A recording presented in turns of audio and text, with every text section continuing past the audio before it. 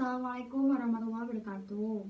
Kepangaken nami kula Salsa Dwi saking 12 MIPA 7 absen 3 dosa kalih.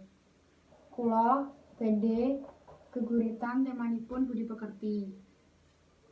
Bekale para pemuda dening Salsa Dwi. Ayo para pemuda padha sinau supaya entuk ilmu kanggo bekal ing jaman besok, supaya bisa ngajari anak cucu. Aja lali sopan santun marang para guru ingkang sampun maringi kawruh.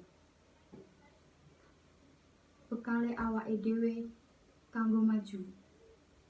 Eling Sang Maha Cipta lan aja lali nyuwun donga wong tuwa, supaya ilmune berkah lan bisa diamalke marang wong liya.